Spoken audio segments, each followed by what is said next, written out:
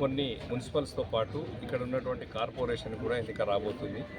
దానికి BRS party ఎప్పుడు election వచ్చినా ఎలాంటి ఎలక్షన్ వచ్చినా సంసిద్ధంగా ఉన్నటువంటి పార్టీ బీఆర్ఎస్ పార్టీ.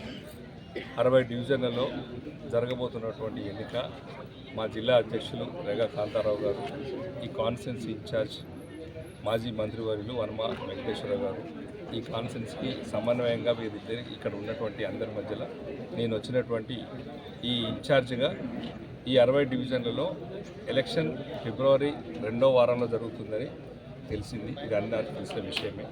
ఆ ఎలక్షన్స్ జరిగే 60 డివిజన్లలో మా బ్రహ్మాండమైన నాయకత్వం, యువత ముందుకొస్తుంది. ఒక్కొక్క డివిజన్లో 4-5 పోటీ పడుతున్నారు. ఖచ్చితంగా మేము యువతను ప్రోత్సహిస్తాం, కొత్త వాళ్ళని కూడా తీసుకొని ముందుకెళ్తాం. బ్రహ్మాండంగా ఈ వచ్చే ఎలక్షన్లో ఇక్కడ బీఆర్ఎస్ పార్టీ కొత్తగూడెం కార్పొరేషన్ని కైవసం చేసుకుంటుందని ఖచ్చితంగా ముందుకెళ్తున్నాం. మేము ఎలాంటి ఇబ్బందులు లేకుండా, అరమరికలు లేకుండా సమన్వయంతో ముందుకెళ్తున్నాం. మా పార్టీ మీరు రోజు చూస్తున్నారు. ఇక్కడ ఖచ్చితంగా మా పార్టీలో రోజు జాయినింగ్స్ కానీ, కార్యకర్తలు వచ్చి పనిచేయడాలు కానీ మా పార్టీ కార్యక్రమం స్టార్ట్ అయినాయి.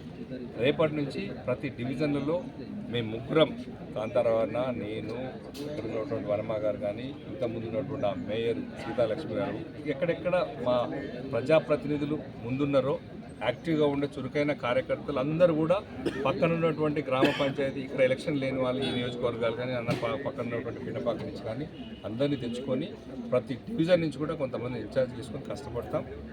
ఈ 20 రోజులు 25 రోజులు గట్టిగా కష్టపడతాం, ఎలక్షన్ చేస్తాం, గట్టిగా ఫైట్ చేస్తాం. 100% ఈ కొత్తగూడెం కార్పొరేషన్ కారు జెండా, కారు గుర్తుని ఎగరేస్తాం. ఇది ఖచ్చితంగా జరుగుతుంది. సార్, మీ కొత్తగూడెం ఇన్ఛార్జ్ ఉన్నారు కదా, ఎవరితో పొత్తు కానీ లేకపోతే ఎట్లా 5 రోజుల తర్వాత డిసైడ్ చేస్తాం. ప్రస్తుతం మా మొన్న సర్పంచ్ ఎలక్షన్లలో కూడా సిపిఎంతో పొత్తుంది ఉమ్మడి జిల్లాలో. ఆ దిశగా పోతున్నాం. ఉండే అవకాశం ఉంది కొత్తగూడెంలో కూడా. మిగతా దగ్గర కూడా సర్దుబాట్లు అవుతున్నాయి. ఇక్కడ కూడా ఉండే అవకాశం సిపిఎం పార్టీతో ఉంటుంది. ఇంకేదైనా ఉంటే కూడా మేము వెల్లడిస్తాం.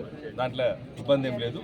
మా పార్టీతో కలిసి వచ్చేవాళ్ళు ఎవరైనా యాక్టివ్గా ఉన్నవాళ్ళు అందరినీ తీసుకుంటాం, కలిసిపోతాం, మా కొత్తగూడెం కైవసం చేసుకుంటాం. ఎందుకంటే ఇంతకుముందు ఉన్నటువంటి కొత్తగూడెం చైర్పర్సన్ మున్సిపల్ ఎలక్షన్ జరిగింది. దాంట్లో ఉన్న 36లలో 25 గెలిచి ఎట్లయితే సాధించుకున్నామో మళ్ళీ ఇప్పుడు కూడా అదే తిరిగి గెలిపించుకునే దిశగా మా ప్రయాణం సాగుతుంది.